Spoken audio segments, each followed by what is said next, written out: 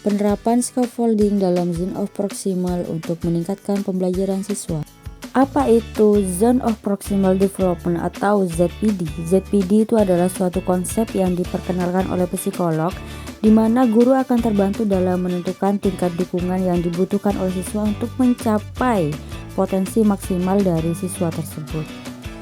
Lalu bagaimana dengan scaffolding? Nah, untuk scaffolding ini adalah suatu pendekatan yang melibatkan suatu bantuan atau dukungan yang sifatnya adalah sementara dari guru tersebut untuk membantu siswa dalam mencapai tugasnya atau menyelesaikan tugasnya yang lebih kompleks lagi. Dan tujuannya adalah untuk memberikan dukungan yang sesuai dengan ZPD siswa tersebut, sehingga siswa itu lebih berkembang lagi.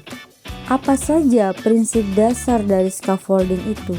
Yang pertama adalah dukungan yang bertahap, yang kedua adalah interaksi aktif, yang ketiga adalah berfokus pada ZPD, sehingga semuanya itu akan membantu untuk membangun kemandirian dan kolaborasi antara guru dan siswa. Kemudian untuk scaffolding itu juga disesuaikan dengan tingkat perkembangan dari siswa tersebut. Lantas bagaimana scaffolding bekerja dalam ZPD? Jadi yang pertama adalah siswa itu dapat menyelesaikan tugas itu dengan bantuan oleh guru. Jadi diberi motivasi dan diberi arahan dan lain sebagainya. Kemudian yang kedua, guru itu akan memberikan pengurangan dukungan. Dan yang terakhir adalah guru hanya akan memberikan instruksi saja kepada siswa. Hasil yang dicapai dari penerapan scaffolding dalam ZPD yang pertama adalah peningkatan kemandirian, sehingga siswa itu mampu menyelesaikan tugasnya secara mandiri. Kemudian yang kedua adalah keterlibatan siswa yang lebih tinggi, sehingga siswa itu memiliki percaya diri yang lebih tinggi, sehingga untuk berpartisipasi aktif dalam pembelajaran itu sangat tinggi. Yang ketiga adalah pemahaman yang mendalam, sehingga konsep yang sulit itu akan menjadi mudah untuk dia dengan dukungan yang tepat pastinya. Pembelajaran berharga apa yang didapatkan ketika kita menerapkan scaffolding ini? Jadi yang pertama adalah pentingnya adaptasi terhadap kebutuhan siswa. Karena siswa itu memiliki ZPD yang unik, sehingga kebutuhannya itu sesuai dengan kebutuhan mereka masing-masing. Nah, peran guru ini akan menjadi lebih fleksibel, dan kemudian di sini ada kolaborasi antar siswa, sehingga siswa itu berdiskusi dan meningkatkan pemahamannya itu secara bersama-sama, dan kemudian ada evaluasi berkelanjutan, sehingga di sini scaffolding itu harus terus dievaluasi untuk memastikan efektivitas dari scaffolding tersebut.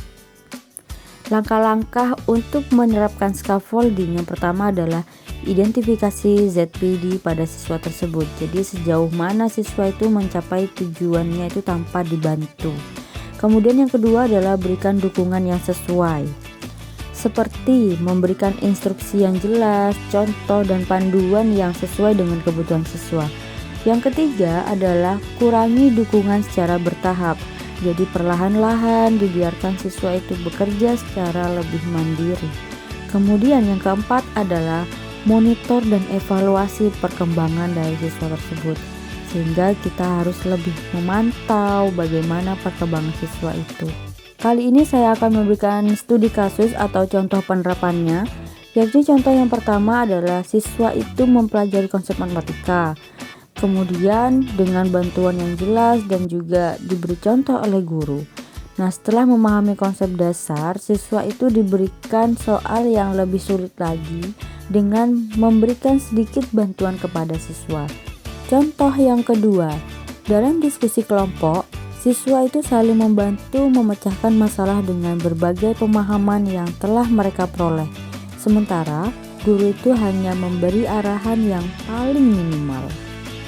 Tantangan dan solusi dalam penerapan scaffolding. Tantangannya adalah menentukan ZPD yang tepat untuk setiap siswa dan memastikan dukungan yang diberikan itu tidak terlalu banyak atau terlalu sedikit. Bagaimana solusinya? Solusi yang pertama adalah gunakan penilaian formatif untuk menilai kemampuan siswa.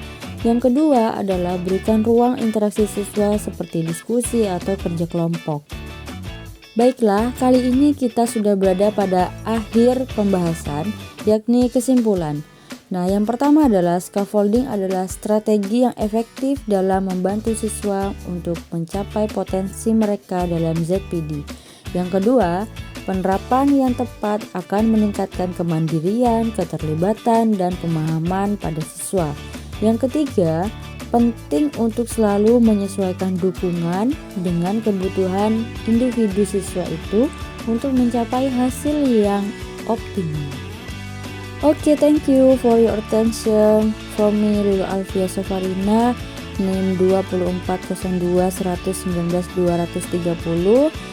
Wassalamualaikum warahmatullahi wabarakatuh.